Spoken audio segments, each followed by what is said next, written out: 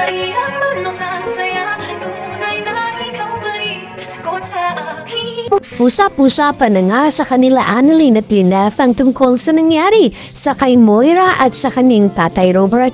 Dahil itong si Robert ay pinasugod nga ni Annalyn sa ospital dahil sumama na nga ang kanyang pakiramdam dahil sa sobrang stress na idinulot ng kanyang asawa. Pinalayas na nga ni Robert itong si Moira at dagdag pa dito sinabi ni Annalyn sa kanyang nanay na gusto nga daw mag-file ng kaso itong kanyang tatay para kay Moira. At dagdag pa dito, malakas rin daw ang kutob ng kaning tatay na hanggang ngayon meron pa rin daw tinatago na sikreto sila Moira at Zoe na hanggang ngayon ay gusto ding malaban ng kanyang tatay. Siyempre, labis din ang pag-aalala ni Lynette na sana ay hindi maapektuhan ang kalusugan ni Robert dahil sunod-sunod na nga ang problema ng kanilang pamilya. Samantala, itong si Michael ay pilit ng pinagsiksikan ng kaning sarili at sinabi niya kay Lynette na wag nga daw mag-alala kay Robert dahil kaya naman daw niya ang kaning sarili.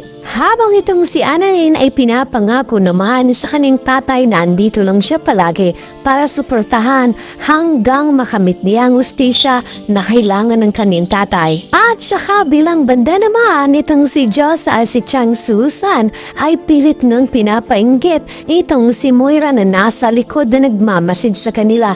Habang pinapainggit at sinasabi kung gaano kasarap ang pagkain, ay kumukulo naman ang tiyan ni Moira sa sobrang gutom nito. Naghahanap nga ng tiyempo itong si Moira na kapag habala na itong sila Chang Susan ay tiyempo din na kukunin niya ang wallet na nakapatong sa table nila. Agad ngang kinuha ni Moira ng mabilisan ang wallet ni Chang Susan at tumakbo ito agad. Samantala itong si Chang Susan ay napasigaw na nga at tumingi ng tulong sa mga tao dahil snatcher nga daw itong si Moira. Samantala itong si Moira ay tuloy-tuloy na nga ang kanyang pagtakbo sa kagustuhang makakain at magkaroon ng pamasahe. Uwis buhay na nga itong si Moira dahil habang tumatakbo ay sobrang dilim nga ng lugar na muntik pang masagasahan itong si Moira. Kaya't pinili niyang maglakad sa gilid ngunit hindi niya napansin na meron palang butas sa kanal at dito na nga siya ay minalas at nahulog pa. Samantala itong si Robert pagkatapos niya magpa-check up sa Eastridge Hospital, agad nga itong umuwi ng bahay pero nagtataka siya kung bakit wala itong si Zoe kaya't agad niyang tinawagan at hinanap ito.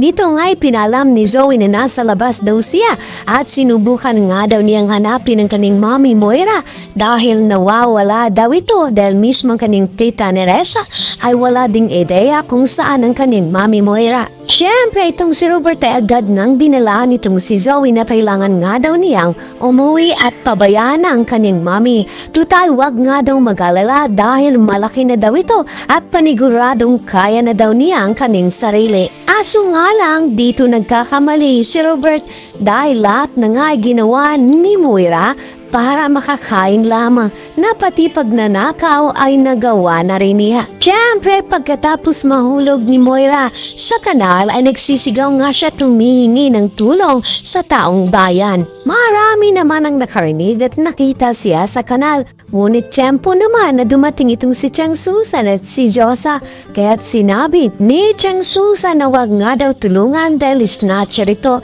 Siyempre itong si Moira ay tatanggi na gawa-gawa nga lang daw ito ni Chang Susan at never nga daw siyang magnakaw dahil kung alam lang daw nila ay marami daw pera itong si Moira. Napakasinungaling nga daw ni Chang Susan at mas mabuti pa nga daw tulungan na lang daw siya. Ngunit mahihirapan naman itong si Moira na makahanap ng tao na willing na tulungan siya dahil sa kanyang masamang ugali na ipinapakita sa kanila. Sobrang kawawa na nga ang naging sitwasyon ngayon ni Moira kaso nga lang hindi pa rin siya nagbabago. Pulubi na nga siya ngayon, magnanakaw pa. At paniguradong mukhang kulungan na nga ang kanyang bagong tahanan tamang-tama rin dahil wala din siyang matutuluyan. Sobra na ngang kamalasan ang naranasan ngayon ni Moira sa araw na ito dahil sa sobrang baho niya sa ihi na hinagi sa kanya. Dagdag pa dito ay nahulog pa siya sa kanal na sobrang baho din. Kaya't ang kanyang amoy ngayon ay masahol pa nga sa kanyang masamang ugali. Lasap na nga ni Moira ang sarap ng karma na sobrang patong-patong na para sa kanya. Kaya't panigurado marami din sa ating lahat dito na naghihintay na si Zoe rin ay makakaranas ng katulad ng naranasan ngayon ni Moira. Kaibigan, kailangan lang nating maging patient dahil darating din tayo doon na makikita rin natin itong si Zoe na pagbabayaran din niya ang lahat ng mga kasalanan niya kay Annalyn. Dahil sa katunayan ay kahit anong iwas ni Zoe ay darating pa rin yung oras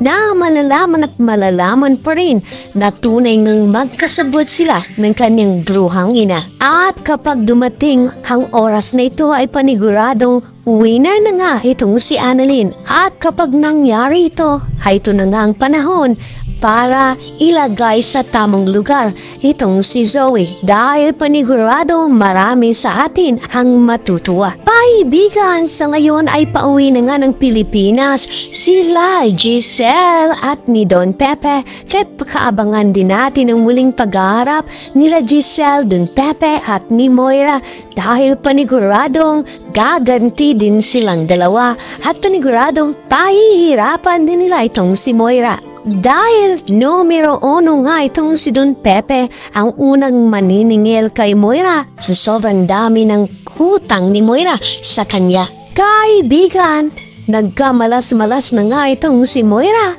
at sa kabiguan niya ngayon ay marami nga ang natutuwa. Abang itong si Robert ay patuloy pa rin naging matigas na ang kanyang puso para sa kanyang asawa. Dahil mahihirapan na nga itong si Robert na patawarin ang kanyang asawa at wala siyang pakialam kung pulubi naman itong si Moira ngayon. Kaya't mga kaibigan, kung ikaw ay aking tatanungin, kailan kaya ang tamang oras na para itong si Zoe ay pahihirapan din? Dahil higit na mas bagay na magkasabay silang mag-ina na nahihirapan at pagbabayaran ang lahat ng kanilang mga kasalanan. Kaya't mga kaibigan, sabay-sabay nating abangan ang susunod na mga pangyayari.